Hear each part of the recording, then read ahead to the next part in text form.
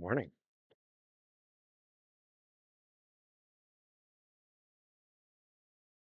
Mhm. All right. Um, for those of you who have watched my streams before, you have now watched me fumble through the recreation of a Minesweeper game using ChatGPT as a co-pilot. We started this out as an experiment to see how helpful a co-pilot would be, and it turns out it was very helpful, and I looked like a bumbling fool for the most part while it remained cool and confident and gave me the answers. We're going to go back and do a lot more of that. We're going to test out some other Copilot tools and uh, some questions that we haven't asked yet.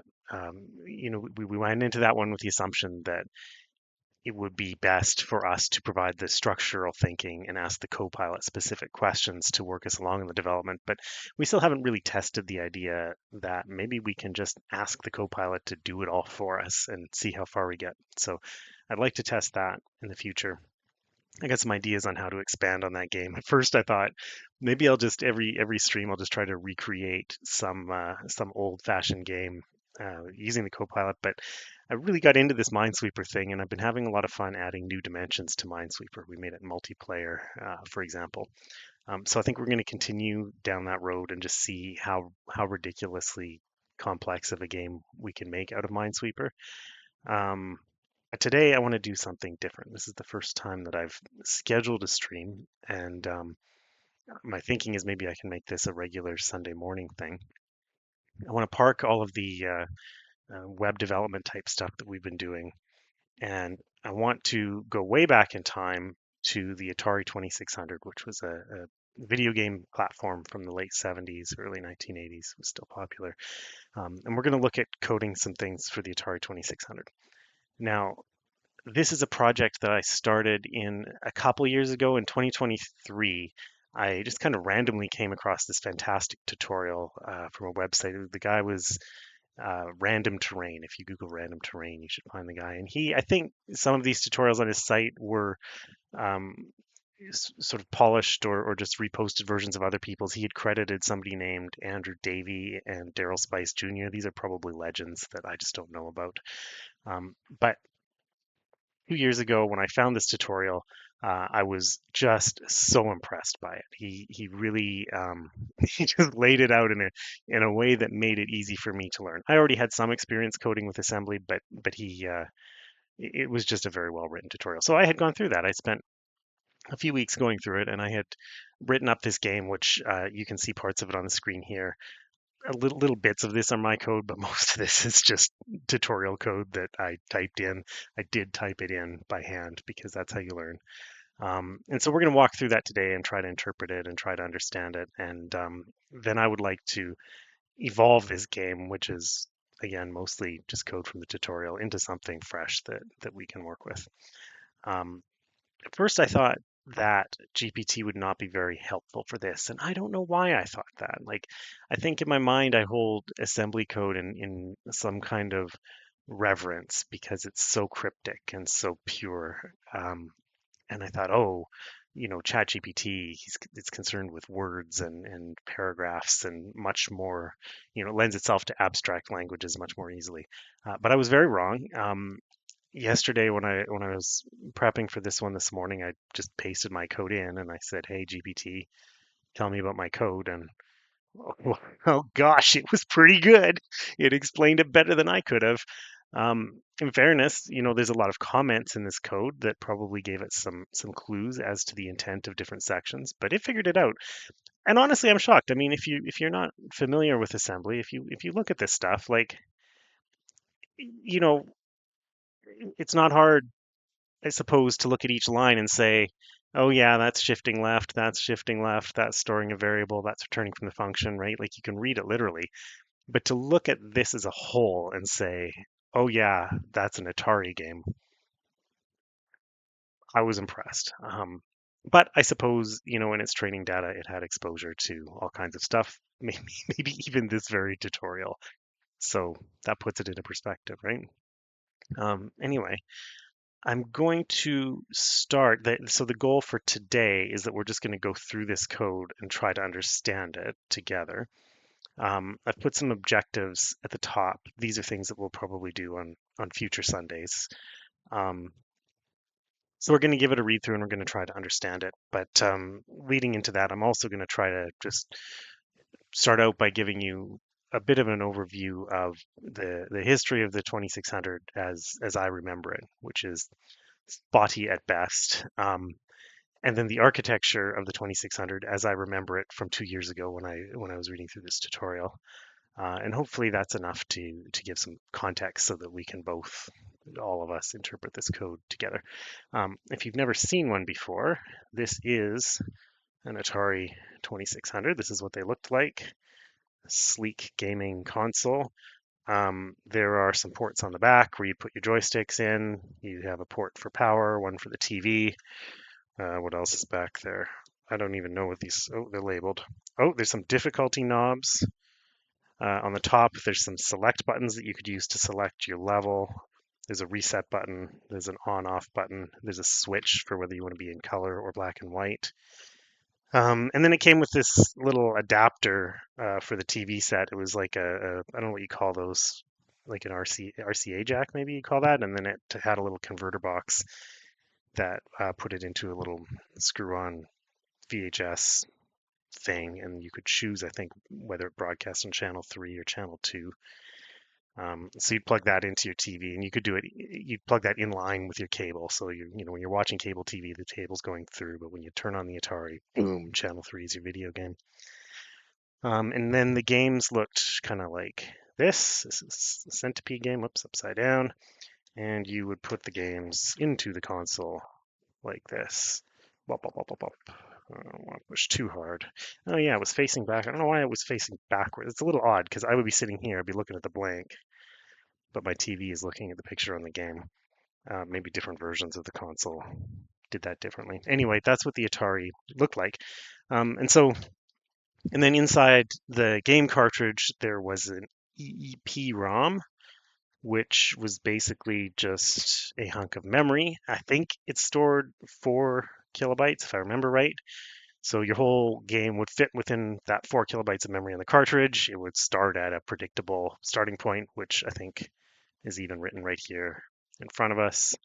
Yeah, our code starts at that memory address. So the Atari would go to that memory address, it would pick up the first instruction, and it would just go. Um, so that's the tool, and that's what it looked like. I'm just gonna have a sip of coffee here.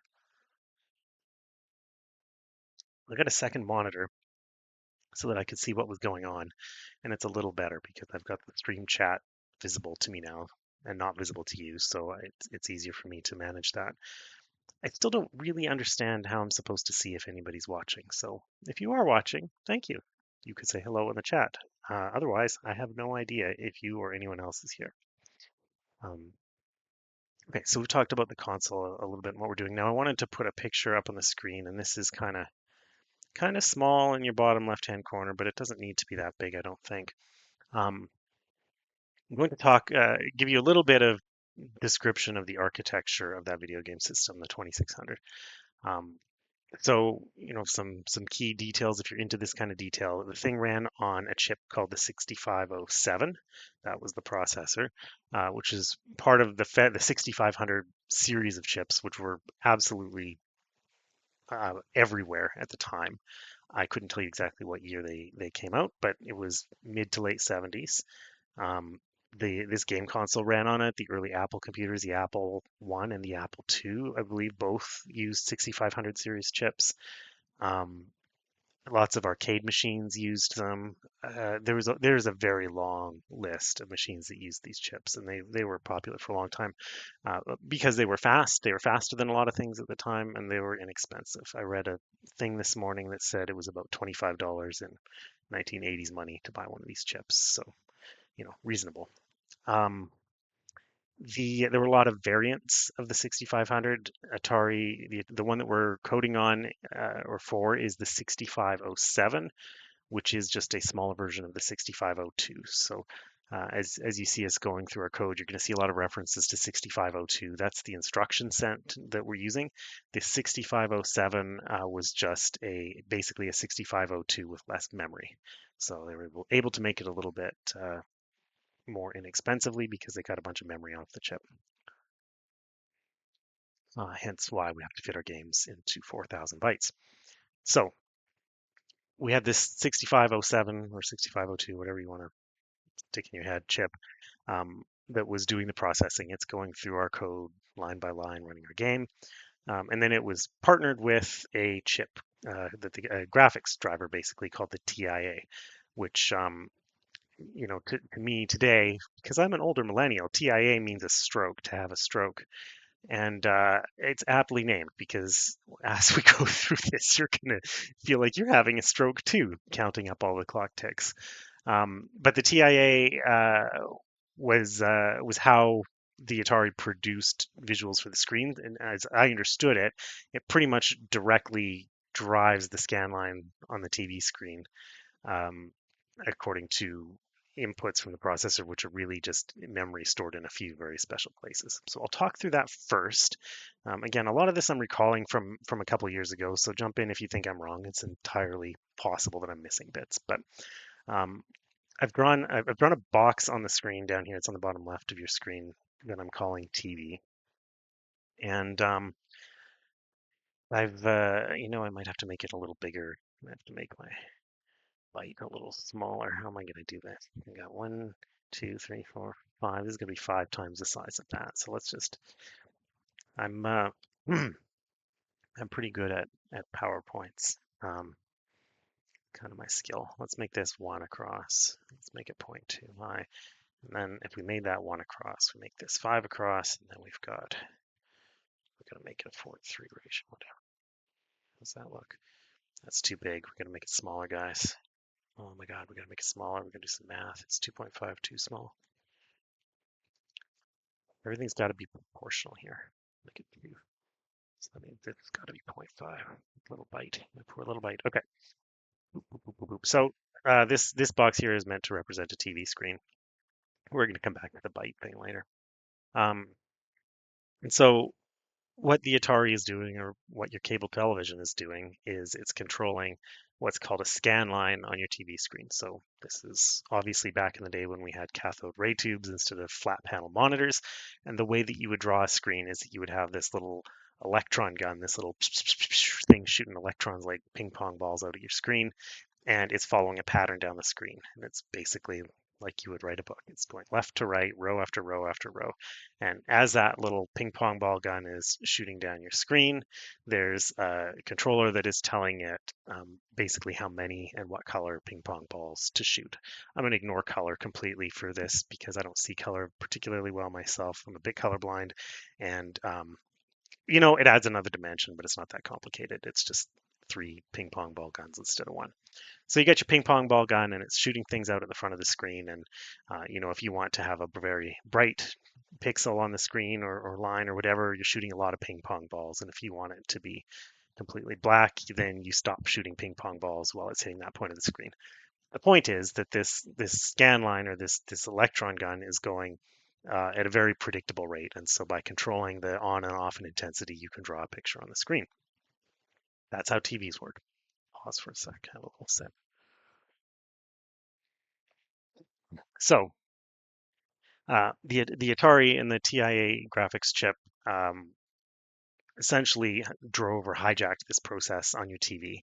And what that means is, and we'll be tortured by this as we go, that everything that you're doing as you're writing code for your game has to have a very intense awareness of what that electron gun is doing on the screen, because we are literally writing code that changes what that thing is doing as it draws. This is very different from modern day graphics cards. Now, there's a period in there that I don't know that much about, but my real technical awakening happened around the time that the VGA card came out, and the VGA card was real easy to understand. You just had this block of memory over here, and every frame, every 30 times a second or 60 times a second, this hunk of memory would just get put on the TV, and you didn't have to worry about how, right? A bunch of magic happened over here, and the memory did this, and you would just change what you wanted on the screen by writing to this memory to change, make this pixel brighter, make it this color, so on and so forth. And you still had tricks. Usually you'd have like a page of memory you'd have like a page of memory in behind that you're actually writing to, and then you'd copy over to this memory when the electron gun reset, that kind of thing. Point is, for most of us, for a long, long time, this idea of writing something to a screen was really just place a value in a grid and magic, it's on the screen. But not so with the Atari, and that's what makes this kind of thing interesting. So, a little bit more about that electron gun. It does not just shoot at the screen all the time. It's actually got kind of a zone. So I'm going to put this at the back, give it a transparent color. So the area that electron gun covers is, oops, boop, boop, boop, is bigger than the screen itself. Um, I actually don't know if this is because the TIA is sending it values outside the border of the screen, like if this is a specific intended behavior of the Atari. I would guess that it is. Um, but because I think cable TV has almost no border around it, but there's still going to be a little bit, right? Um, so let's think about this. What does this mean for us? Well, it means that after we've done drawing the screen, we've still got a scan line going down, but it doesn't really matter what information we're putting on it because it's not visible. So we have some time down here where we can do some computing. We can do some stuff with our code.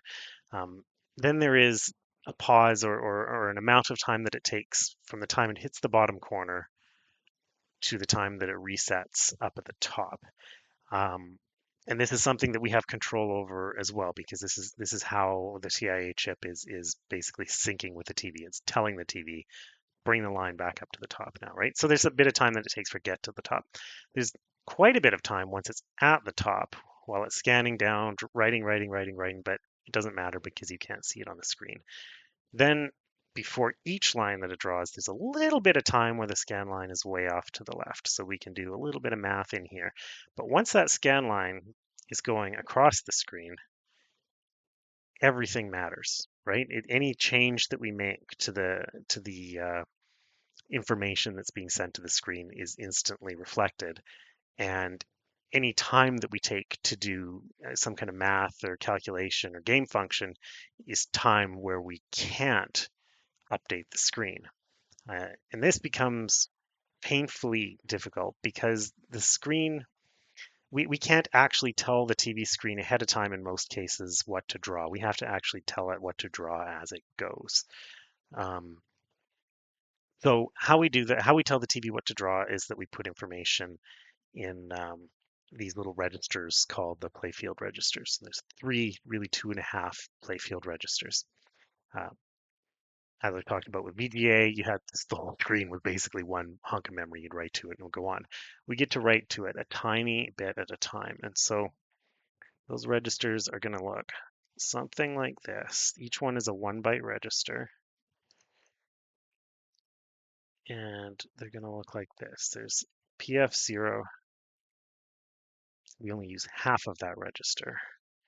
PF1, we use the whole thing, and PF2. And to make things a little bit more complicated, PF1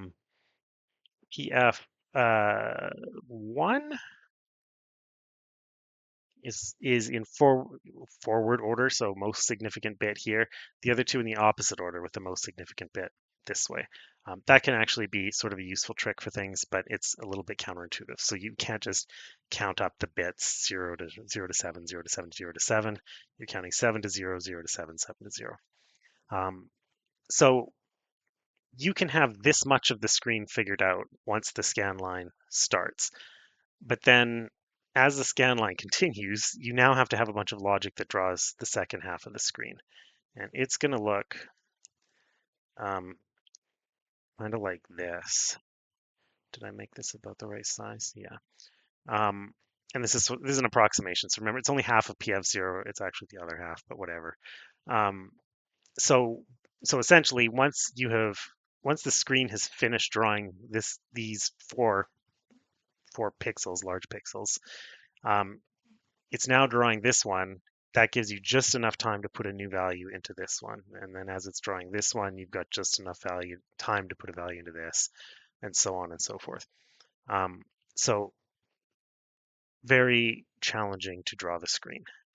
Now, they give you some kind of cool tools and things to make this a little bit easier that are built around the idea that this is for video games, it's not for a word processor. So one of the things that they do is that they give you a mirror mode. So, and you'll see this in games. It's really obvious in games like Combat, where you literally have a mirrored playfield, but there are lots of more clever Atari games that really don't make it that obvious that you're looking at a mirrored playfield. So if you set it up in mirror mode, it's going to draw the screen like this. And now, because I've said it's a mirror, I only have to send value to half the screen, right? So I only define these once, and then they play out in the opposite order over here. And I've drawn a symmetrical playing field, but I've done it in a much easier way because I could draw the whole, I could set up all those values ahead of time before the scan line even goes, and I don't have to change anything mid-scan. Um, so that's kind of the basics of how it draws a playfield.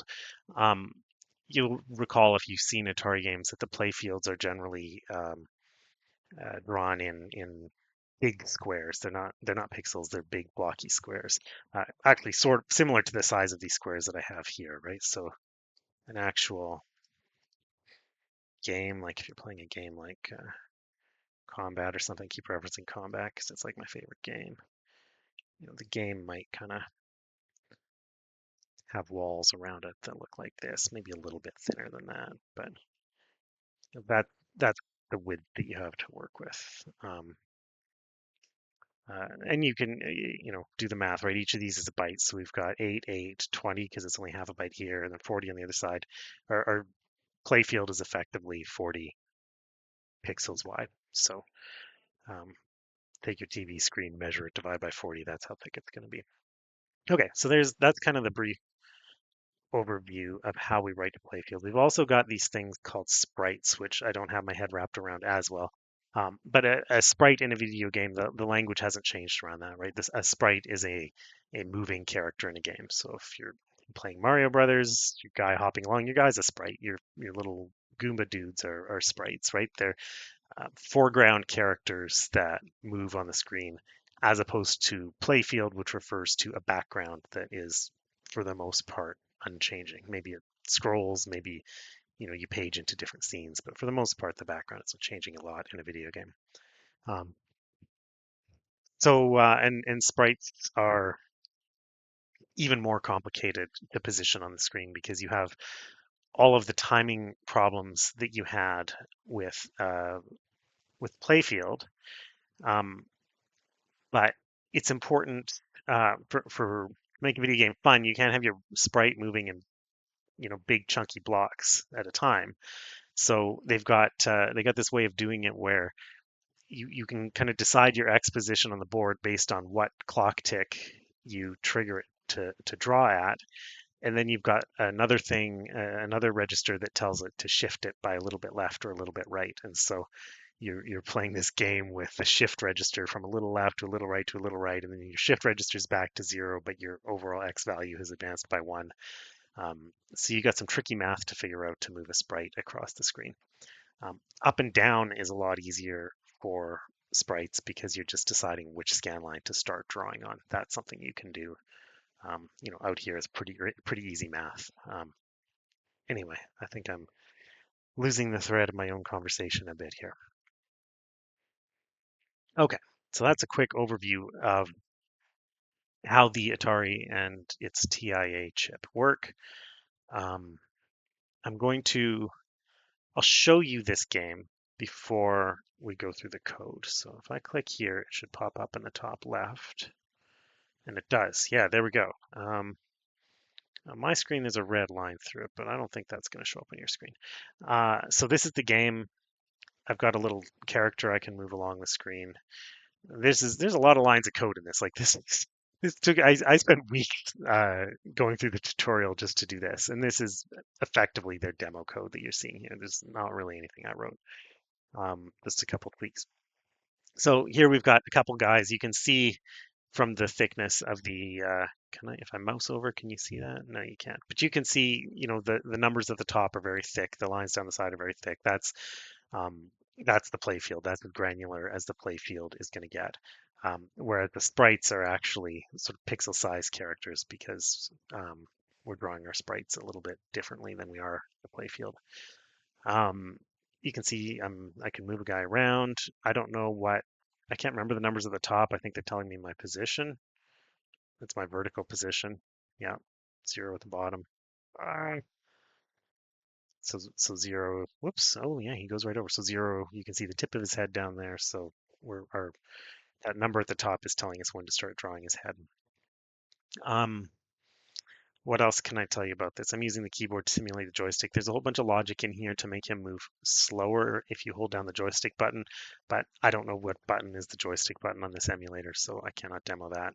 And you can also see there's kind of a clever thing there where the direction, depending on the direction I move, the little foot in the image changes. So there is just absolutely a ton of stuff going on here. And as I said, it took me weeks of reading just to reproduce um, this. But there's your first sort of blast of nostalgia from the Atari. For many of you, it may have been a while since you've seen something like this, or maybe you've never seen it at all.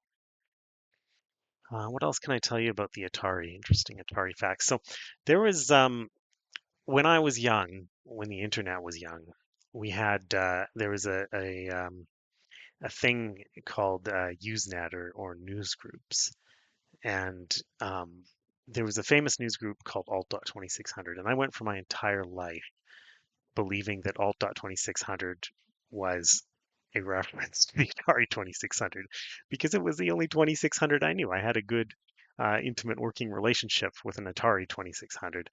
But I found out this morning when I did a little bit of reading before this stream that actually no, it didn't reference that at all.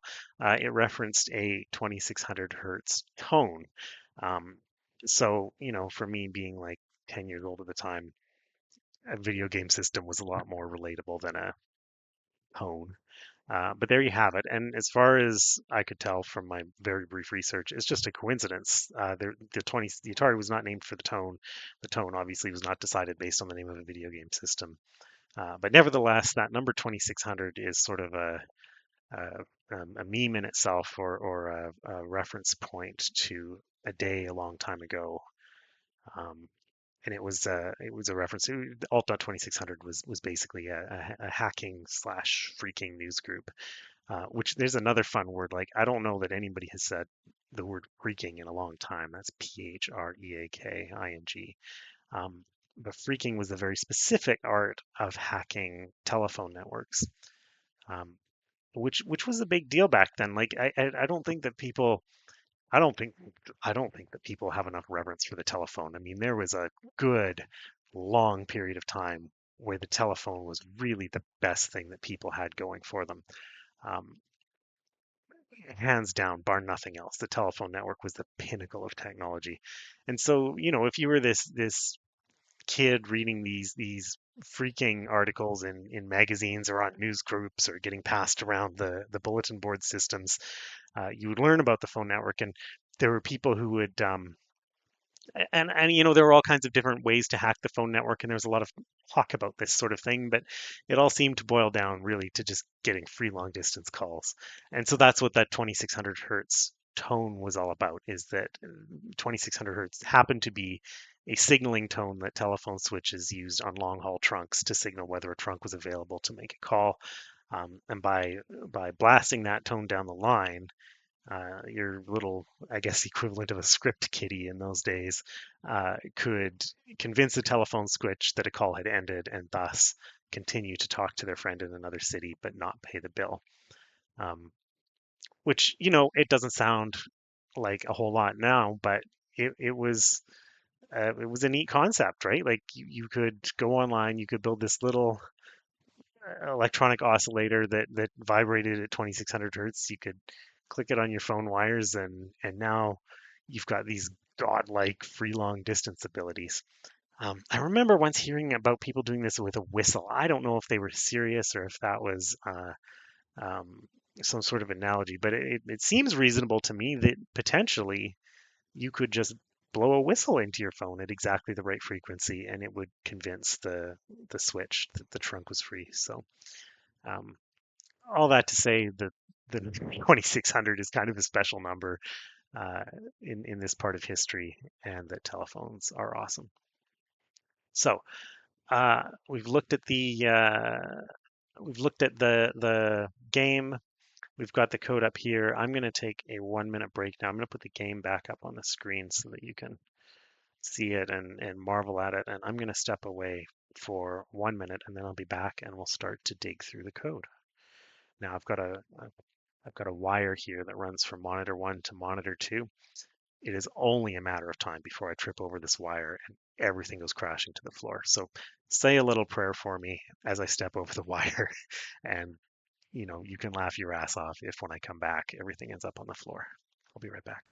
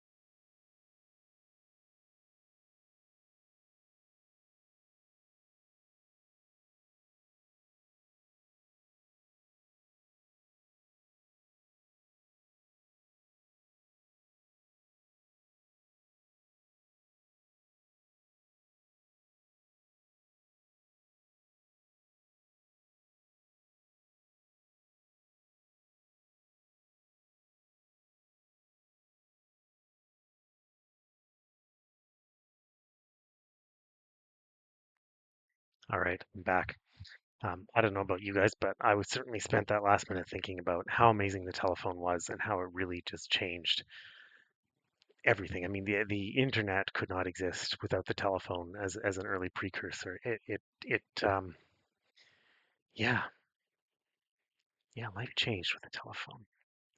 Anyway, let me just slide this over to the side and let's take a look at this code. And I got this window down here. I've got ChatGPT open in another tab, ready to help me with this code because, as I explained earlier, it is actually pretty good at it. Now, I'm going to walk you through this code.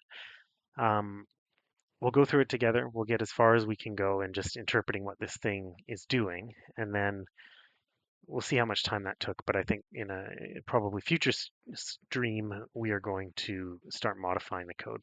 Now, you've seen the game run. It's just some dudes walking around. I don't know why I didn't leave it on the screen, actually. Let's just put that right back. I mean, there's no reason for me to be stopping this. There we go. But for me, I'll just slide it off and you can still see it.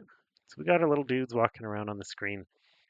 Things that I would like to do with this, that I would like to share with you together is we're going to read through the code to understand it. We'll do that today. Um, this demo code, as I mentioned, it's built in such a way that when we hold down the joystick button, our character moves more slowly than if we're not holding down the button. And we'll talk through that bit of logic today. But I have a bit of a goal for I'm thinking of a very simple game that I'd like to build. And for the game that I'm building, I would like the speed of movement be controlled by a variable. So it's not the user who's controlling it, it's the game that's controlling it. So we might try to rewrite that code a little bit to ignore the joystick and just have a variable in memory that it references for the speed. And it's not, or even speed adjustment is not a trivial thing, right? Because intuitively, how are we going to do this? Well, we've got to have some kind of timer system, and for this, because everything's about the graphics chip, we're going to time it based on how many screen refreshes have happened, how many frames have happened. So we need a way of counting frames. We need a way of making the movement logic dependent on how many frames have gone by. And again, we have to do all of that while we're drawing the frames, right? So even the simplest things are going to be tricky for us here. Um, Another thing we could do is draw a different graphic. So we've got that cool little picture of a dude, but it's not my picture. It's not my dude. Um, so we can play around with that. I'd also like to introduce sprites to the game. I don't think this demo code had had any sprites in it. It just had those two. Well, it had the two player sprites. I guess I should have talked about that. So in the Atari, you just don't have a lot to work with. You've got two player sprites, and then you have two things. I think two. You have I can't even remember what they're called. There's bad guy sprites. They have a better name than that. And then there's a missile sprite, and there might only be one missile. Maybe there's no, there must be two. I've played games where you're both shooting at the same time. Um, but a missile sprite, I don't think you really get to draw a picture. I think it's just a dot. And then the bad guy sprites, you don't have much to work with there either. There might only be two bad guys, but you have a lot of games that you can play with how you draw them, and you can clone them, oddly enough. So you could have like one bad guy sprite that appears as three bad guys that move together and weird stuff like that. They're building a video game system, right? So they built the hardware in a way that they thought would lend itself to drawing the things you need in a video game. I'm also going from memory here because it has been a while, but I think another way that you can get more bad guys or objects in your game is that you reuse the sprites as you're drawing, right? So really your limit isn't that you can only have two things on the screen, it's that you can only have two things taking up the same vertical space, because the same sprite could be over here at the top, and then you'd reuse that sprite over here further down, and over here further down, and over here further down. And as long as you're keeping track of all of that, you can get away with it. um, So yeah, I mean, as we go through here, this is one of the things that the going through this code has given me is just an absolute appreciation for the cleverness that people had to have to write fun games on this system. And I think, and I wasn't there, but I suspect that 6 months, a year, 2 years after this system was mainstream, people were still discovering new ways to use it to make cool games, right? Like a lot of the later Atari games are way better than the early games. Um, So in a way, I think it was a technology that continued to surprise the people who created it. Not unlike LLMs, which is where we started in the first place, right? There are some emergent properties, and in the case of Atari, the emergent properties came in the form of memory hacks and time hacks and ways to put multiple sprites on the screen. But there I go, waxing nostalgic again. Um, So let's take a look at our code, and I will do my best to explain to you what this does. And if I get confused, we're going to ask ChatGPT, and it's going to give us some fantastic answers. Um, so I still don't know if anybody's watching, but that's okay. Um, so at the top of our code, so assembly code. I should talk about what assembly code is. Um, so assembly is as close to the raw computer code that we as coders are ever going to get. And what's special about assembly is that the instructions, all these little guys in blue are instructions, right? These are your ifs, thens, ands, and whatnots, except they're not. They're different kinds of instructions. Every one of those instructions translates directly to a thing that the processor does, a step that it takes, and they're all encoded as numbers. So the load X instruction, to me, in an abstract world, this is taking the number 0 and it's putting it inside a register that we call X. We're literally just passing numbers to the computer, whatever the number for this instruction is and the number for what we're doing with it. And the CPU is taking those numbers and doing something with it. It's pure, it's direct, it's connected.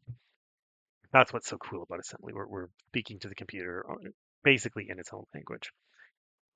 But there's lots of writing around it in black and other colors that you're going to see here. And those are instructions for the compiler. So the compiler is what takes this cryptic, albeit near English written stuff, and turns it into the ones and zeros that the computer understands. So the compiler is going to take this and turn it into an instruction code, and this into the number that gets passed into the code. Um, the instructions to the compiler are mostly to do with telling it where to put things in memory. And I should back up even further. If it wasn't obvious, the things that start with semicolons are comments. They're just plain English that we put in there to remind ourselves what this giant mess of letters does.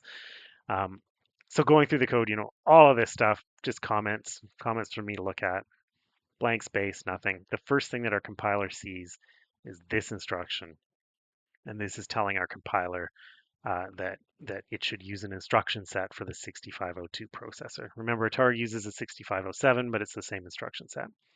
And then we've got a couple of include files because even back then we had to link to other things and include them. The include files are just information for the compiler. There's no code in here, I don't think.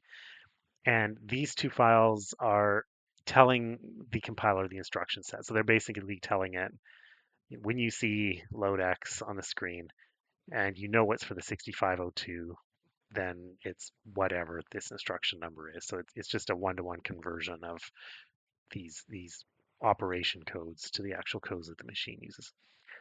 Okay, so we've told the compiler what we're using, and we've given it a map on how to literally interpret these instructions. Then we've left a bunch more instructions for ourselves, and then we've created um, this constant called arena height, and I believe that yeah, this is still for the assembler. So this is basically telling the assembler that whenever you see arena height written like this, replace it with the number 89. So the computer will never see arena height. This is not a variable name. It's literally just another word for the number 89 that the compiler is going to use.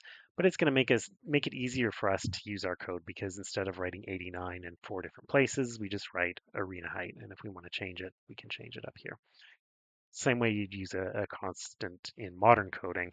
It's just important to remember that that's not an instruction that the machine is getting. It's a helper instruction for when we're building the machine code. Mm. Okay. So here we start to define actual variables that we're going to use in the game. Um, I cannot remember what the segment command does, so I'm just going to ask GPT. I mean, yeah, I don't remember. It's a way of logically segmenting the program between where we're storing our variables and where we're storing our code. I think it's a compiler instruction because it's the org um, code, which is also a compiler instruction, but it's org that tells us where in the memory to start putting this stuff. So for our variables, we're going to store them at this memory address, hexadecimal 80, whereas our code is going to be stored starting at F000000. So let's ask our old friend GPT here. Um, what does seg.u tell my assembly compiler to do? Let's get a good answer here.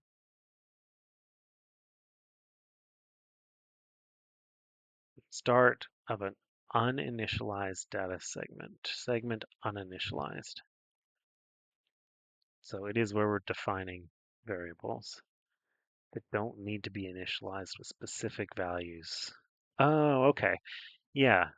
So as you can see, as we'll talk through these, but we're defining variables here. Basically, we're saying this variable is going to live at this location in memory, but uninitialized implies. I can make this bigger so you guys can read it. Uninitialized means that we're not giving it an initial value, right? So let's look at this section. I'm saying I'm starting at this point in memory, and the first thing I'm going to put there is this variable that I'm calling score, and it's going to be 1 byte long. But I'm not putting value in it. I'm just reserving 1 byte at this address for this thing called score.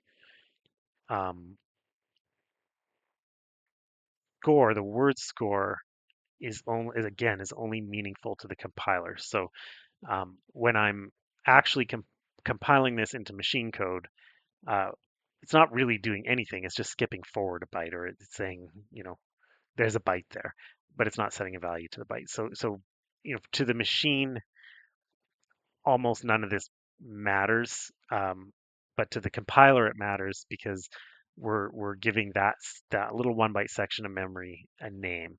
You could also think of it as score is a pointer. Score is a word that points to that byte. So um, as we're writing our code, we're going to use this word score all the time. But when the compiler is turning this into machine code, it's replacing the word score with this memory address, right? So score is going to be literally $80.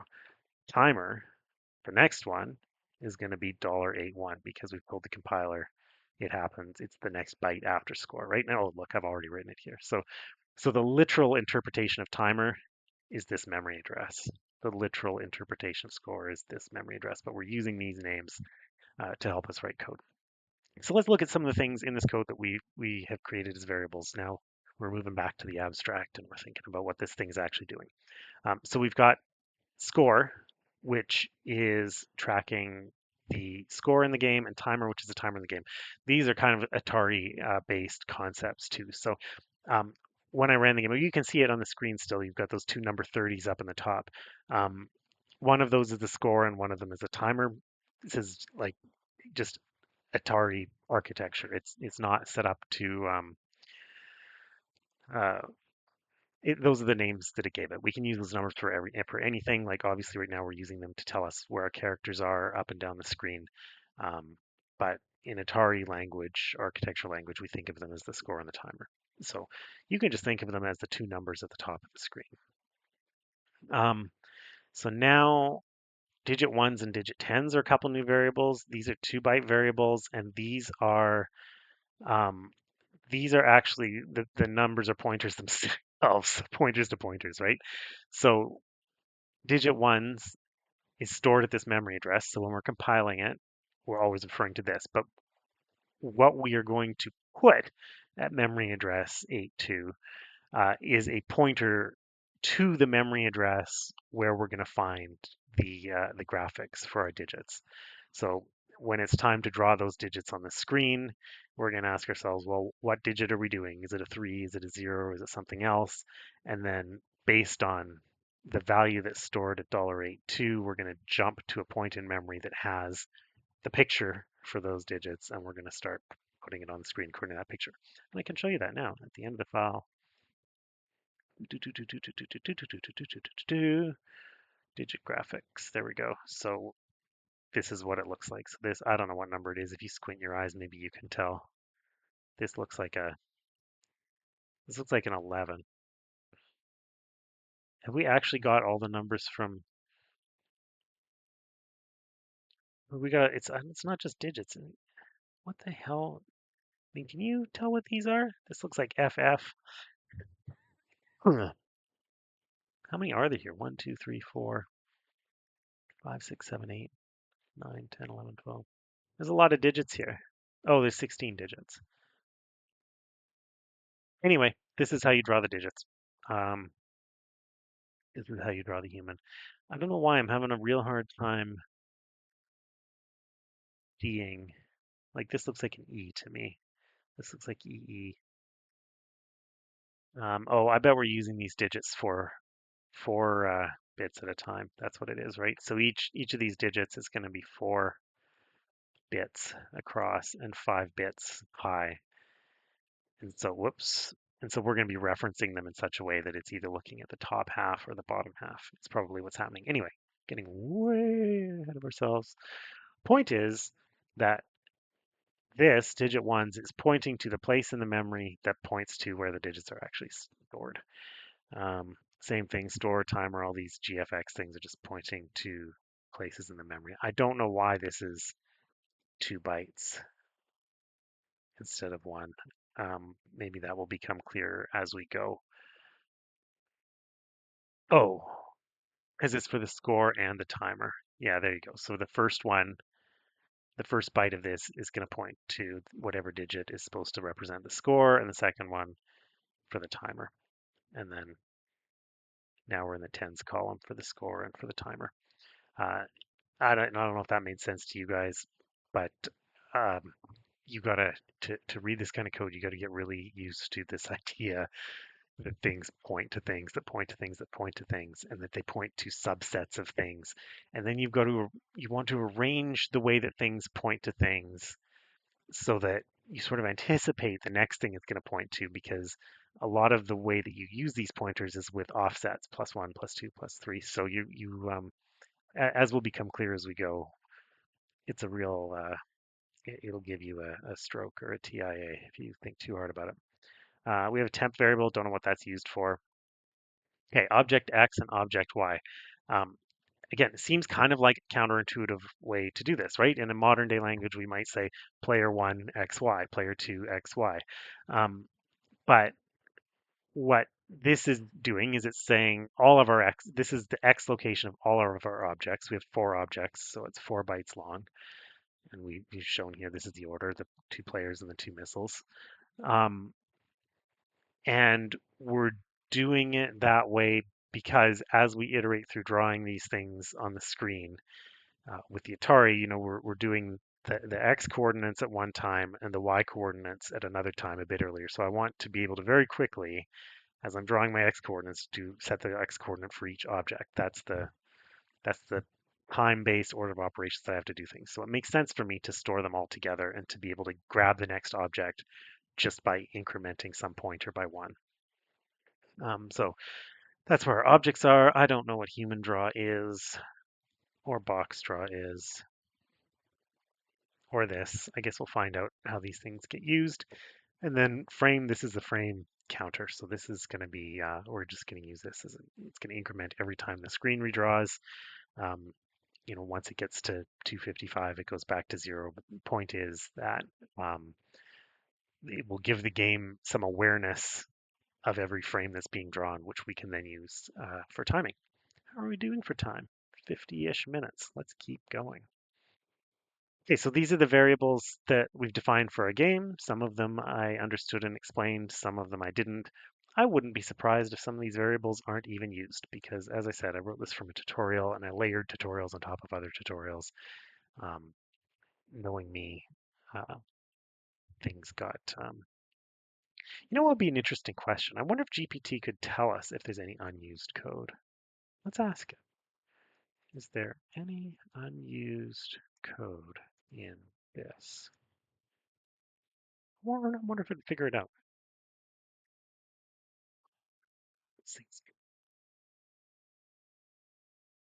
Commented out. Well, commented out, obviously. Oh, score and timer never change. Oh, yeah, yeah. So there you go. I had, in an earlier tutorial, we were using the score and timer to do something different, and some of that old code got left there. So, hey. Um, yes, the object X and Y. Uh, Interesting. I thought we were using the human X and Y, so I don't know. Oh, I use player 0, player 1, but I don't use the missiles. Yeah, we know that. We never use digit 10 or digit 15. Wow, this thing is good. How would it even know that? And also, is that true? Uh, However, the table includes digits 10 through 15. Oh, it's because we're rendering decimal numbers, not hex numbers. That's why. No calls. Is that true? Look at this. Look at the game here. Where did the game go? No, we are rendering hex numbers. 3C, that's hex.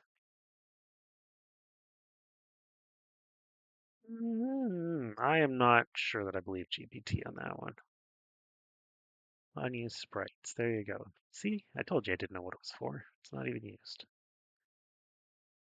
Okay, there we go. GPT is already helping us with our impossible to read code. Okay, we've talked about the variables. Let's talk about the code. This is where the main program starts. So, repeating what we've learned. We're telling the compiler that this is the segment or the section where our code is going to go. I keep thinking there's a camera there. Camera's there. We're telling it where to start in the memory. This is the memory address that the code is going to start on. Every Atari 2600 game starts at this location in memory.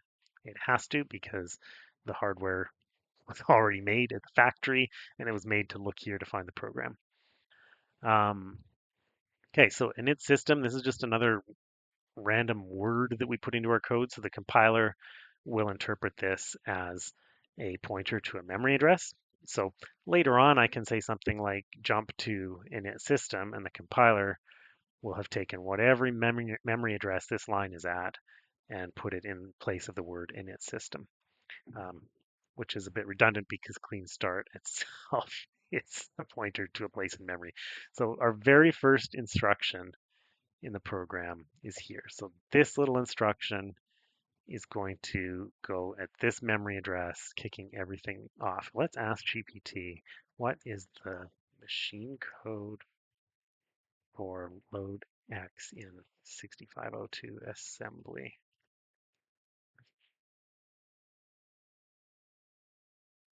Well, no, I don't remember which addressing mode we were using. I'm going to say we're using absolute addressing mode. Yeah, okay. I'm going to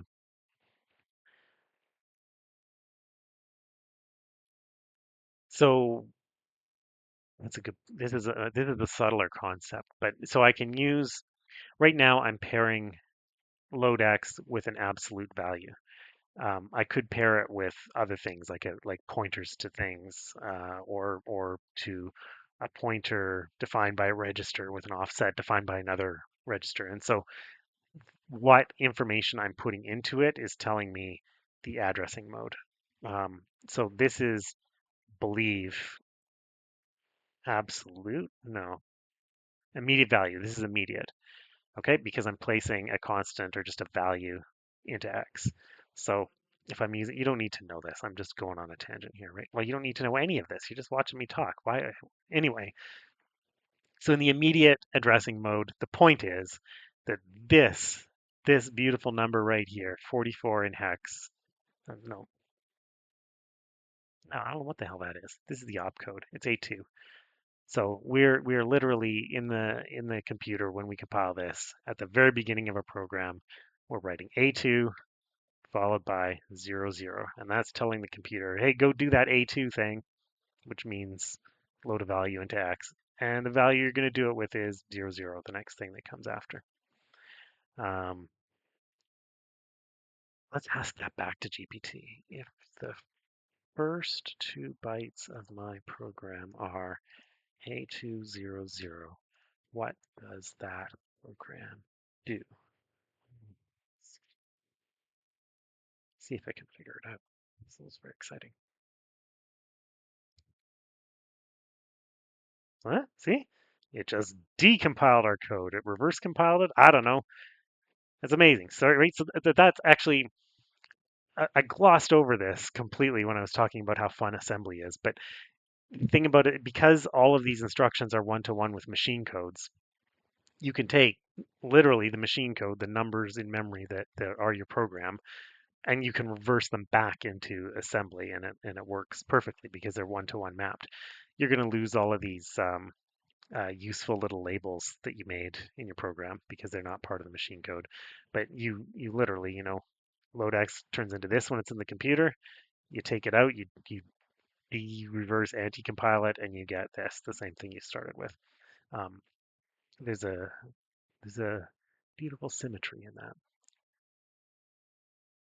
Okay, so we're at 58 minutes and we've got to the first instruction. This is great. We're making good time, guys.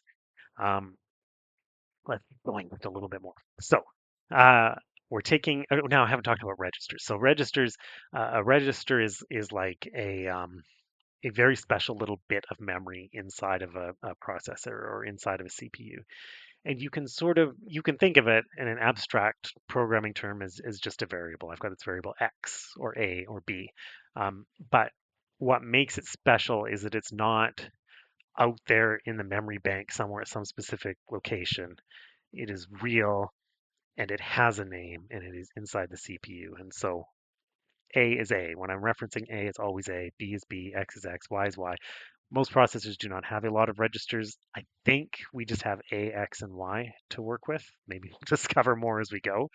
Um, and you can registers are sort of special purpose. Depending on the chip and the instruction set, you can only do certain things with them. Um, Generally, for every register, you can load a value into it. Um, with the 6500, every register is just 1 byte long.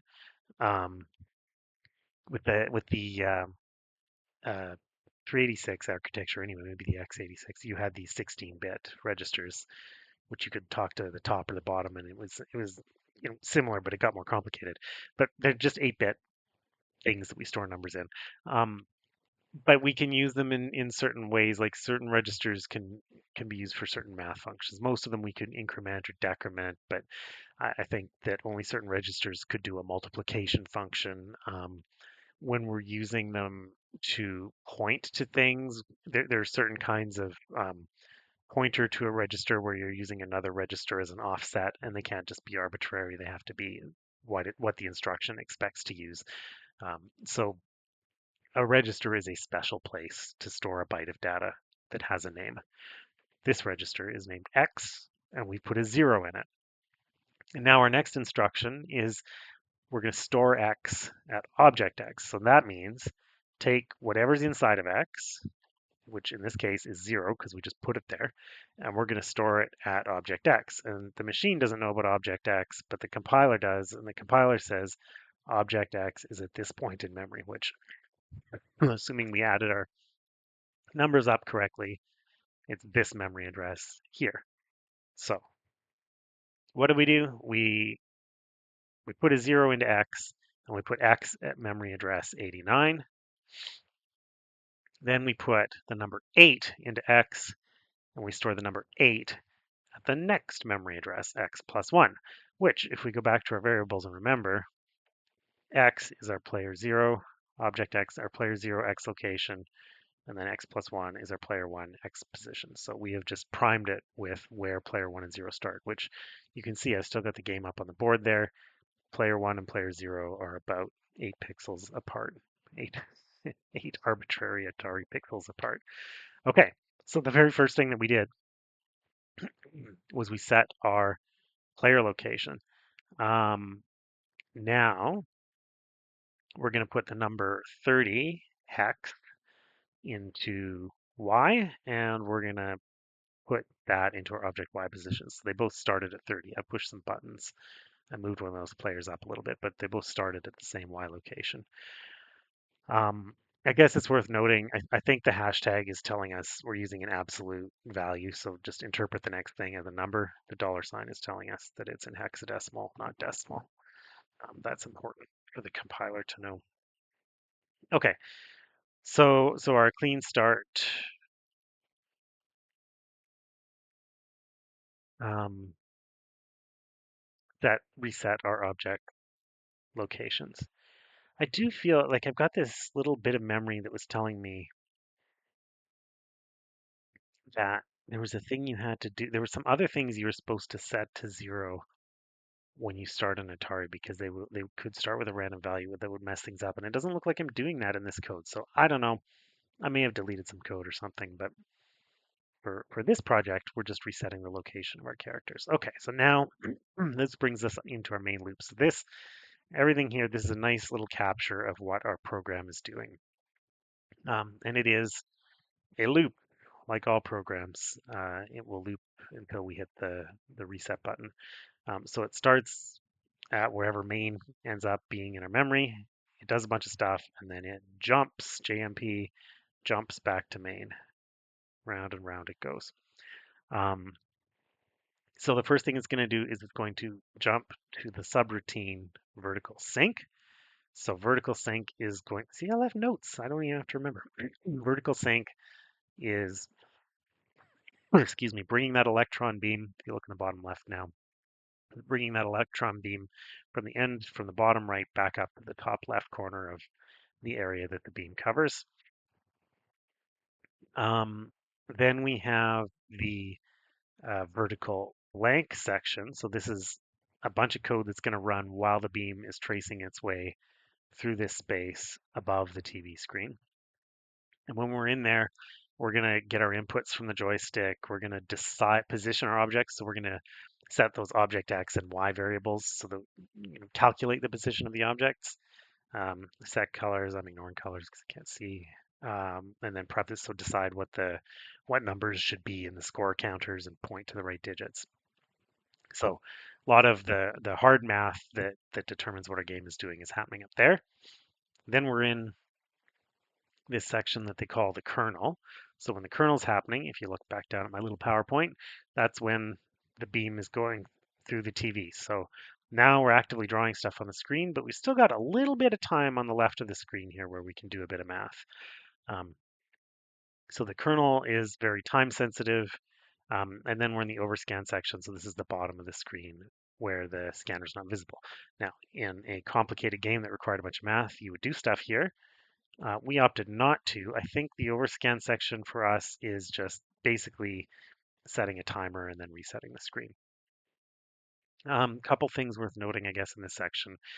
The TIA, the graphics chip, ticks 3 times slower than the GPU. So you have this math to where you know how many clock cycles. It's 76 clock cycles. I assume that's a CPU clock cycle. Yeah, 76 clocks across the screen. So I don't know what's 76 divided by 3, 20, 25 GPU clock. That doesn't quite add up. I don't. Hang on, I got notes. I got notes. I have to take my glasses off to see them. Yeah, okay, so I got that wrong. It's the graphics card is ticking 3 times faster than the GPU, than the CPU. So we have a total of 228 clocks on the TIA, the graphics chip, and we have about 75 ticks on the CPU. Anyway, counting ticks matters, and clearly I'm not good at it because I didn't remember how high I had to count to. So there's a main loop. It doesn't make a lot of sense here, but I've got numbers after comments on a lot of these lines. Um, this was a recommended by the tutorial. It makes a lot of sense. These are just to count the number of CPU clock ticks that it takes to make an instruction because you kind of have to know how many ticks you have in each section. Because if you're still doing math once the scanner's on the screen, your game's messed up, right? Um, okay, so that's our entire game, right? We're gonna do some thinking. Sorry, no, we're gonna do the vertical sync. So send the beam to the top, kicking the process over again. We're going to do some thinking while the scan line is still off the screen. We're going to do some fast thinking and drawing while the scan line is on the screen, and then we're going to wait once it goes off the screen, and then we're going to reset it again over and over and over again. That's our game. Um, I'm going to go a little, wait, an hour and 10 minutes. I'm going to go a little bit longer because I did some. I'd like to say Googling, but I just asked ChatGPT because I ask it everything. I said, how do I get more people to watch my Twitch stream? And it said, you should stream for longer because eventually I guess people will just wander in. So I don't know. I'm at an hour. Nobody's left a comment, so I guess nobody's wandered in yet. I'm just going to keep going, which is too bad because I think the best stuff was at the beginning. By the time I'm 2 hours into this, I'm just going to be, but maybe someone wants to watch that. Okay. So let's look at the vertical sync routine. Maybe we'll look at the joystick routine. Then I might need a little break. Um, we got some helper functions up here.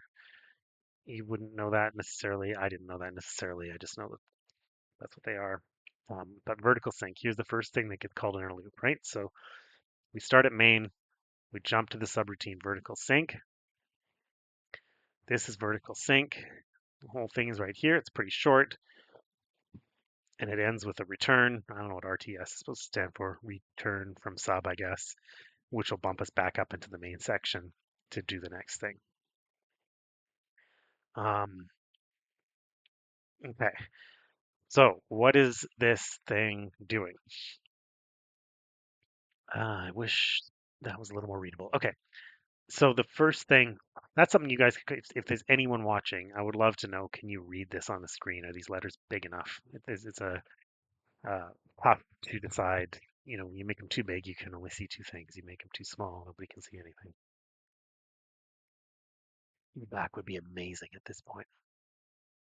Um, okay, so vertical sync by my original math took 28 clock ticks to do, and it was an exact determined 28 clock ticks. You can't always determine it because some of these routines are going to branch in and out and around in different places based on different conditions. So then you get kind of a worst case and a best case. But this one predictably is 28. And in fact, let's verify that with GPT. Let's say, uh, how many clock ticks in this code? We'll just assume it remembers we're talking about 6502. Let's hope it comes up with 28. Yeah, let's count.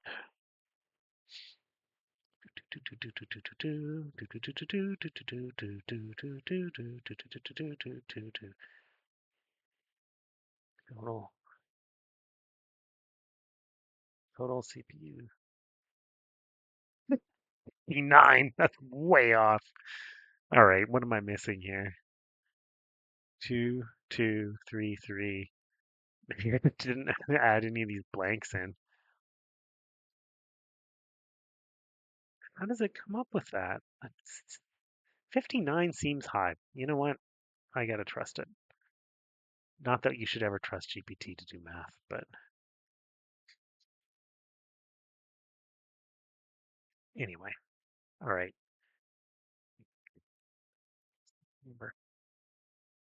So what are we doing? Well, this one we should all be familiar with. Well, this one we are. We're loading the number 49 into X, and just above it, we're loading the number 2 into A. So we're setting up our registers with some numbers, and then we're doing this thing called store A at WSync. So WSync is a specific reserved spot in memory that tells the processor, the CPU, to wait until it's finished drawing a scan line on the screen. So, the chip is happily going along, drawing all these lines across the screen. Oh man, I need water. And we're going to tell this, and every time, it gets to the end of the line, it says to the CPU, hey, I'm at the end of the line. So we're telling the CPU to halt, do not run any more code until you get the signal that we're at the end of the line. And the way we're telling the CPU that is that we're writing a value to a little point in memory that the CPU is listening to. And specifically, we're writing the value to, which is telling it to wait. So, I'm not going to elaborate on that. That's what that does. Then, so it's going to sit there and it's going to wait for that scan line to complete.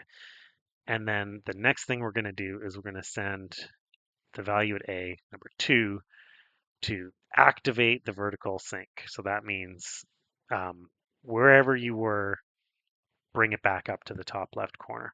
Okay. That's where the number 2 is important. So the 2 is going to be a 1 in the second bit, or the 0. It's going to be a 1 in the second bit. And so the graphics card is listening to that. The graphics chip is listening to that. And when it finds that 1 bit set at that specific memory address, it's going to say, okay, guys, scan electron gun back at the top. We're shooting our ping pong balls at the top left corner again. Um, okay, so then once we've told it to do that, we have to wait for it to do that. It takes a certain amount of time for it to get back up there. Now, we're going to ask GPT for help clearing this up. I'm not 100% on this, but um, is that what the timer is for?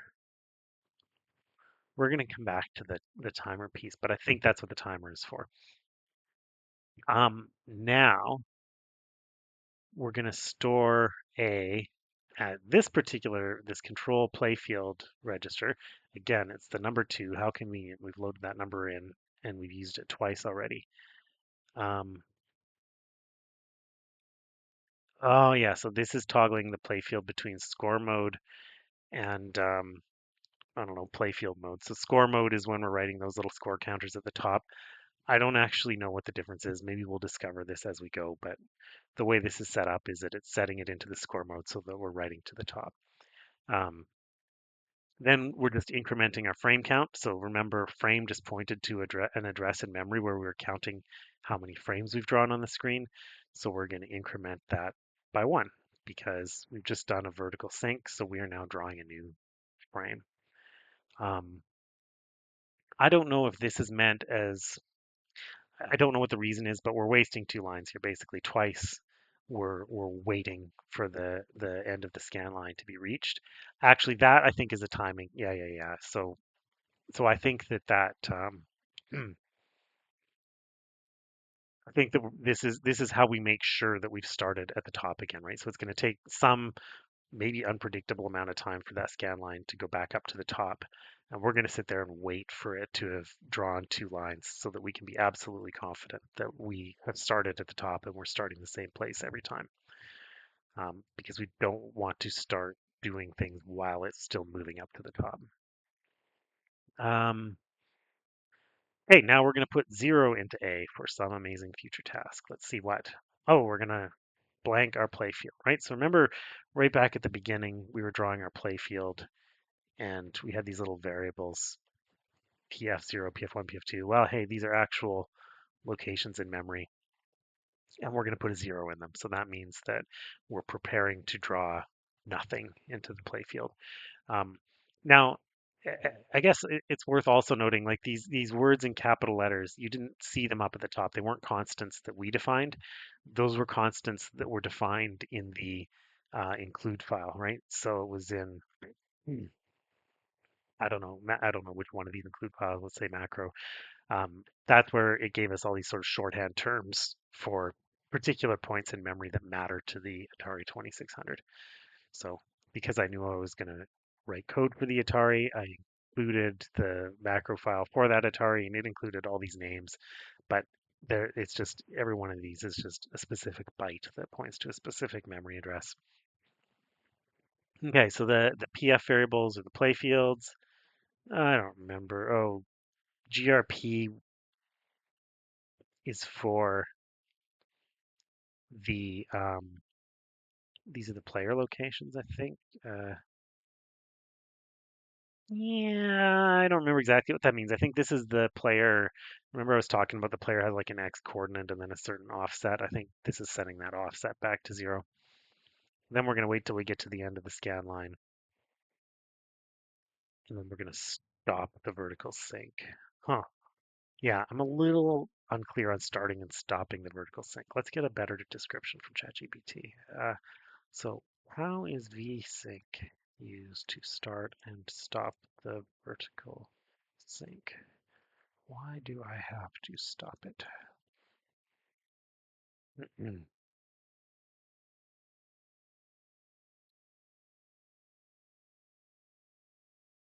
If you don't stop it, the pulse will continue.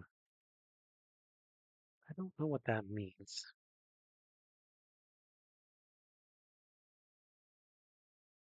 Once you write number 2, that bit stays set until you clear it with a 0. If you forget to stop it, the TV will continue to try to vertical sync. The screen will go black or become unstable. You will get an image. Okay. So I guess we can think of this. Let's put our picture up here. Is when the electron beam is ideally at the bottom or anywhere, and I want to tell the TV to bring it to the top, I'm essentially pushing and holding a button saying bring it to the top, and then once I let go of that button, it's going to start drawing the screen again, right? So when I set that 2 bit to VSync, I'm pushing my button, bring it up to the top, and then the TV is just going to hold it up there until I let go, and I'm letting go by storing a 0 back into VSync. So while all this code was running, everything in between there and there, I'm holding that button and I'm just saying go up to the top, and maybe it went really quickly or maybe it made its way slowly while I was running this code, but whatever. It had enough time as I ran this code, and then I let go of the button, and now vertical sync is complete. I can return from my function, go back to my code, confident in the fact that the electron beam is right at the top of the screen where it needs to be. Now, the one other thing I didn't understand in this is why we care about the horizontal sync during any of that. So let's ask our friend. In this code, why do we need all of the W sync calls? Can you read that okay? I feel like that could be a little wider, couldn't it? Wow.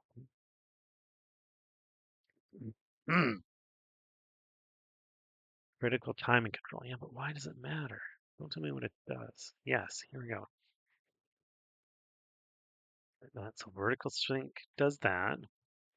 Get that.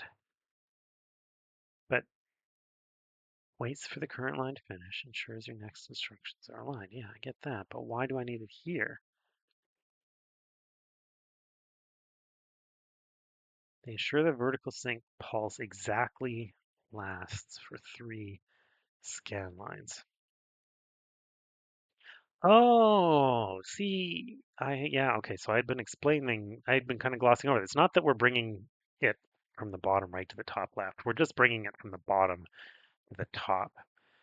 It's still doing the horizontal sweeping. So we're doing those calls because as we're bringing it up, it's still doing the back and forth thing, and we know that it's going to be guaranteed back up at the top in the time that it takes to do at least 3 crosses. So those W syncs waiting 3 times for it to hit the right side is how we make sure that we've waited long enough for the vertical bit of the beam to get to the top. I don't know if that makes sense to you. It makes sense to me after reading it, I think. Okay. So we've talked through vertical sync. Let's go back up to the top. What was our program doing again? Oh yeah, it started by doing vertical sync. So this is the reset everything for a frame. And we set a timer in there. We still don't know what that timer is for, but we set a timer in there. We got the beam up to the top. We know that we're starting a line. Everything is in situation 0 for this frame. So now we can go on and start computing things. I'll pause for just a moment and breathe. My throat's getting a little dry.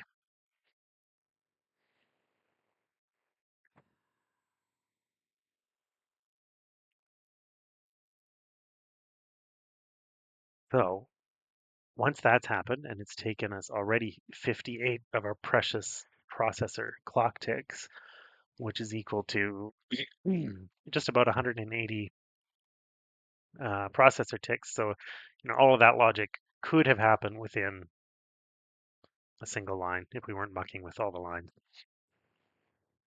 We're now going to jump to our function called vertical blank. So this is going to do all of this stuff. This is the bulk of our game. It's all of the calculations that have to happen in the vertical blank. I've left some instructions for myself here, or maybe these just came from the tutorial, but we have 37 lines on the screen. Now the math on this was a bit tricky. I can't remember how many lines there actually are. 192. In theory, there's 190. Oh, yeah. Okay, sorry. So the vertical blank, this section, where's my thing?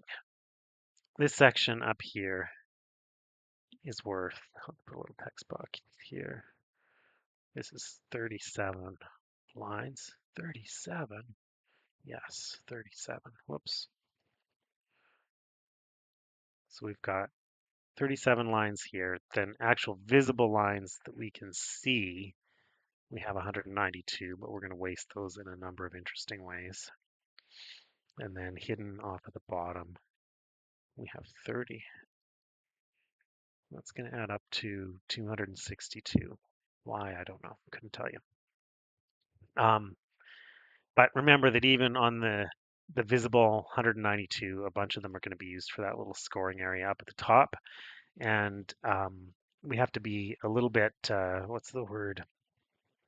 Careful, I guess, because results may vary on different TVs, and the top few lines and the bottom few lines may not actually be visible. This is why most games you're going to see some kind of border around the screen because those edge areas just might not be visible. Looks great on the emulator, but imagine squinting at that on a tiny cathode ray tube in your parents' basement. It's not as pretty. All right. Um, I got lost again. Let's go back over to the code. Hmm. I need to be more explicit directing people's eyes because I'm not sharing my screen anymore. So I'm skipping from window to window, but I need to be clear about what I'm looking at. All right. So anyway, we have 37 lines of um, screen where we can do math and nobody's going to see anything. And those 37 lines times 76 clock ticks per line. So that's 76 CPU ticks. So processing power means that we have 2,800 clock ticks of processor available to run all of the math, most of the math in our game. So we're going to have to be very careful in counting things as we go. Um, process joystick is the first one that we will look at. Um, the I added this one up ahead of time. I was doing that whole math GPT thing, and so just for context, the joystick processing, it's got a best case and a worst case depending on which buttons were pushed, but the worst case came in a little over 200 clock ticks. So of the 2,800 we have available, we spent 200 of them just reading the state of the joystick. So it gives you a sense of how expensive the clock ticks really are. So let's go down. Let's find vertical blank in our code. That's vertical sync. Here's vertical blank. And like the main function, vertical blank is just sort of a collecting place for other functions. Um, I don't know why I said 3,100 cycles here because we said 28 before. Whatever. Um, so the first thing that we're going to do is we're going to process our joysticks. So we got to find that. We're going to jump in our code all the way down to it says joystick. There it is. Get inputs. Okay, so we're going to look at this section of code here. All this. Oh my God, all of this. It's just checking our joystick. That may be a little bit faster and less precise as we step through this code. But there are a few things that I wanted to draw attention to. Okay, so the very first thing that we do is we take this little spot in memory, switcha, SWCHA, and we put it into A. This is where the joystick positions are stored, right? So the joystick is plugged into a port, it's sending data into the Atari, and whatever position is setting a certain bit in memory. That's the Atari architecture, right? So um, as it happens, this is a 1 byte bit of storage. There are two joysticks, so each joystick gets 4 bits, and that is really convenient because there are 4 directions on the joystick. So basically, north, south, east, and west are each bits, uh, and eh, I guess in theory, any of those could be on at the same time. Like if I'm pointing the joystick up left, I assume that the north and the west bit are both going to be set. It'd be pretty hard to have the north and the south bit or both set at the same time. And obviously, there's two joysticks, so they can both be in multiple directions at the same time. So those bits are going to be flying around like crazy. But suffice to say, 1 byte of data is enough memory to capture the position state of the two joysticks at any given time. And so we are going to read that little bit of memory into A, and we now have A telling us what direction both the joysticks are pointed in. Then we're going to put a 0 into X. Oh, and look, I've left a comment for myself, which I probably just copied from the tutorial. Excuse me. So this is, this is a mute situation here, guys. This is mute. My throat is very dry. Okay, so a little bit of foreshadowing here, but the left joystick is going to be, the first or the last 4 bits. I don't know which, and the right is going to be the other one. So um, X, although X seems to just be a counter of some kind. Anyway, we're going to loop through. We're going to do some kind of crazy loop, and it's going to depend on what X is to read those different joystick. positions. Let's see how it goes. Okay, I don't know what PJ loop is for. We'll probably figure that out later. I think it's the loop for the whole thing. Yeah, right down at the bottom. So this is looping through the two joysticks is what it's doing. So the first thing I'm going to do is I wish I could make this a little wider. Is that going to come off the screen? Yeah, it doesn't matter. Maybe I'll just make the font a little smaller. Um, okay, so we are going to. Oh, this is for the fire button. That's why. Okay, so this one up here we're talking about tells us the position. This little memory address, in a similar way, is going to tell us whether the fire button is pressed.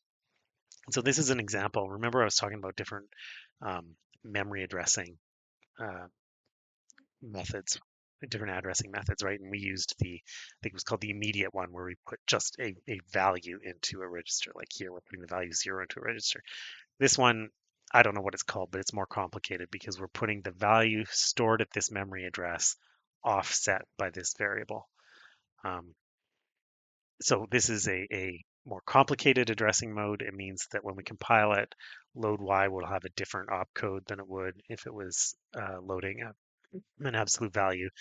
And also, it, it x is sort of used in a special case here. So we wouldn't be able to use a as the offset. We're always using x as the offset when we load y. Maybe there's a function where we can load y or load x with a y offset. I don't know.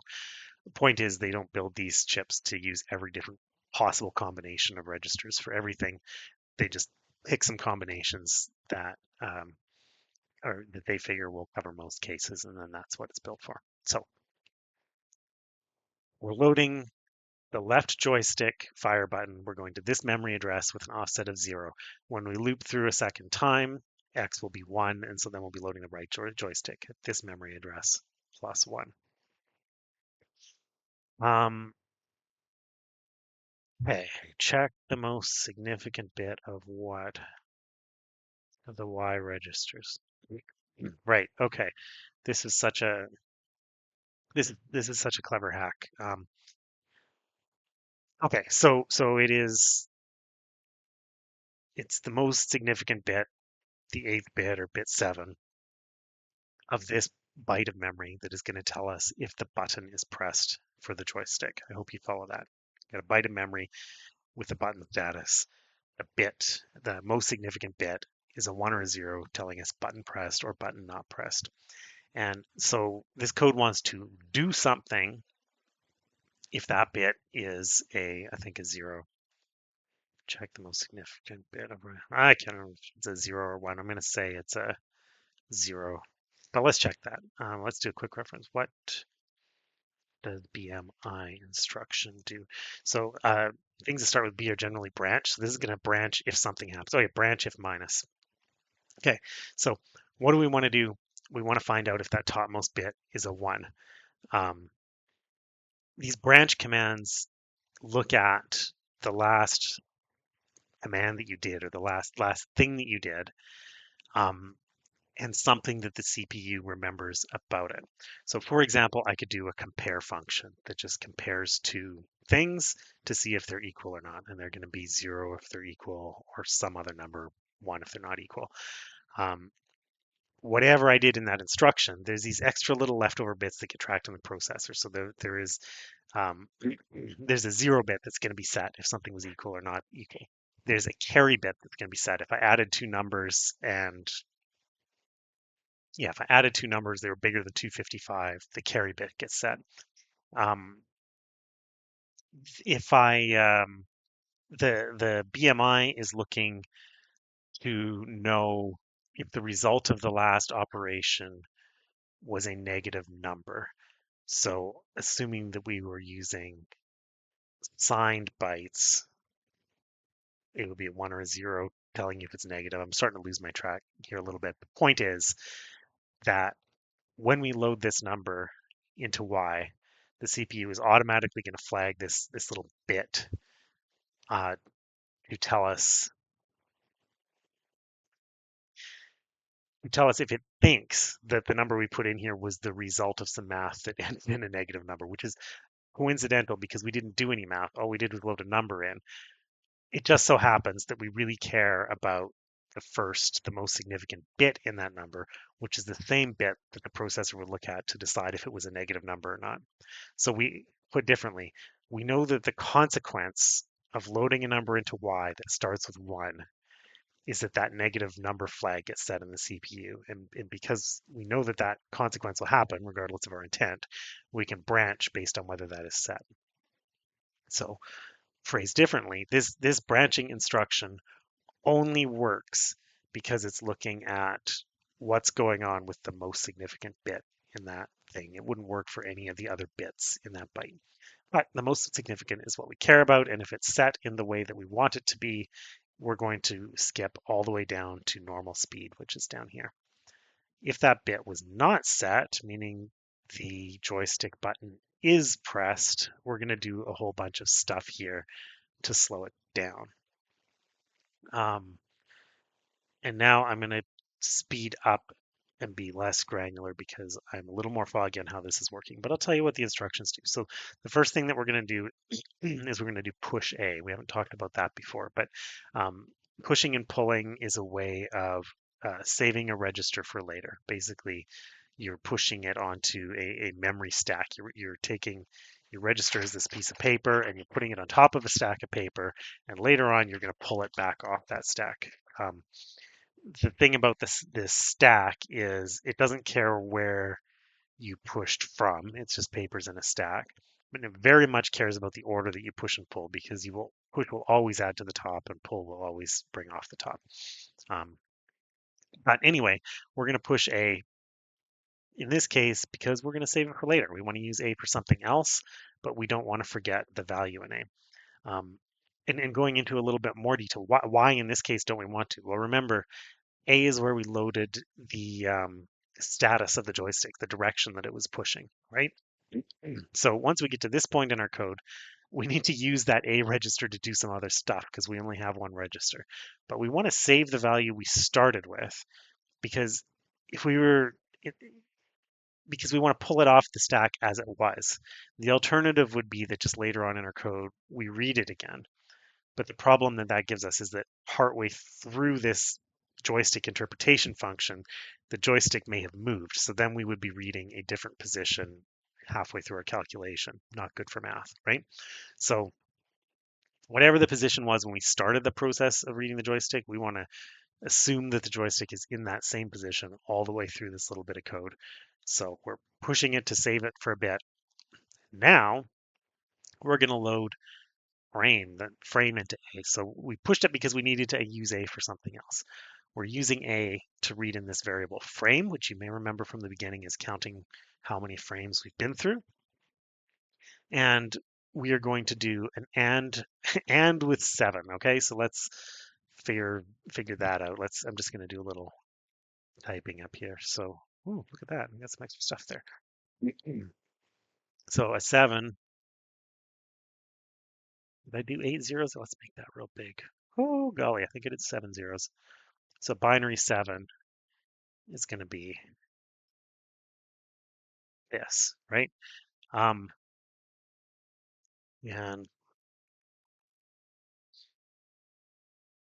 so we're going to have some frame count. It could be any old frame count. Definitely can't have twos in it. And we're going to take that frame count. We're going to AND it with a 7. And so that means that bit by bit, the result is wherever the ones line up. So the result is going to be this when we AND those two things. ANDing something with a certain number of bits like this is another way of just saying uh, chop off a bunch of bits, turn a bunch of bits to zeros, and then for the remaining bits, return whatever it was, right? So our frame thing is counting up, counting up, counting up, counting up. We're going to ignore all of these. We're just going to look at the bottom 3 bits. We're going to AND it with 7, and then BEQ, branch if equal, is going to ask, did the result of that last thing end in zeros? right? So in this case, it did not end in a 0. But suppose we had um, maybe we were on frame number, this big number, and we ANDed that with 7. Well, the result of that is going to be 0. And so as the frame is counting up, every 8 frames, these numbers are going to reset to 0, right? That's going to be frame 1, frame 2, frame 3, all the way up to 8. And then when we get to frame 8, 8 is going to be this number, and we AND that number with 7. We get all 0, right? Frame 16 is going to have all zeros. Frame 24 is going to have all zeros, right? So this is just a way of saying every 8 frames. So load the frame. If the frame is a multiple of 8, every 8 frames, then the result of that function will be a 0. And so we will branch and we will do our slow movement thing. If this was not every 8 frames, this is frame 1 or frame 3 or frame 5, then don't do that branch to slow movement. Just keep on going with your regular thing. And so um, so let's ignore slow movement for now. In fact, let's ignore it altogether because it's really long and complicated. Um, our normal loop as we're going through this, the next thing we're going to do is we're going to pull A. I want to get A back off the stack because A was pointing to my status of the joystick. And I'm going to shift it 4 bits to the left. So I was, there we go. So maybe my joystick, maybe let's say it's north, south, east, west. So like joystick left is north, joystick 2. This is joystick 1, JS1, and JS2, right? It's 1 byte of memory, but 2 joysticks. So we were looking at the top 4 bits. I think, yeah, we're always looking at the top 4 bits in that code to see the state of the joystick. Um, Actually, we haven't done the direction code, so I haven't shown you that yet, but we will be. Um, so we came through it the first time. This is our state of the joystick. But then when we shift everything left, we're taking this number and we're knocking at 1, 2, 3, 4 left, adding zeros to the end. And now it's joystick 2 that we're looking at in this space. I guess I could have given them different numbers. Let's say joystick 2 was like 0, 1 instead of 1, 0. Right? So we started out looking at joystick 1, then we shifted everything 4 bits to the left. Now we're looking at joystick 2. Okay, so we pulled our joystick information off the stack of papers, we shifted it left twice, and then we're jumping to next joystick, which is further down here, way down here, way down there. Um, we'll go so next joystick. What's it doing here? It's incrementing X. Remember, X was keeping track of the fire button. It was pointing to the address in memory with the fire button. So the positions were all within 1 byte, but the fire buttons were each in separate bytes. So we're going to add 1. This is tracking where we're looking for the fire button, but also which joystick we're on, joystick 1 or 2, or 0 or 1. This is a compare, so we're going to take X and we're comparing it to 2. So 0 points to our first joystick, 1 points to our second joystick, but once we got to 2, we're done. There's only 2 joysticks. So we're going to go back and do the loop if it's a 0 or 1, but if it's not, then we're going to return back up to the rest of our game. We're at an hour and 43 here, so I think I'm going to wrap it up for a little bit. When we start up again, we'll go back into the joystick function and look at what some of that other stuff does. Anyway, uh, it was fun for me. I don't know if it was fun for you, but we did some reminiscing. We talked about an old video game system. I expressed some deep felt emotions about the telephone, and then we looked at code together a lot in excruciating detail. I'm looking forward to doing that again with you. So thanks for watching.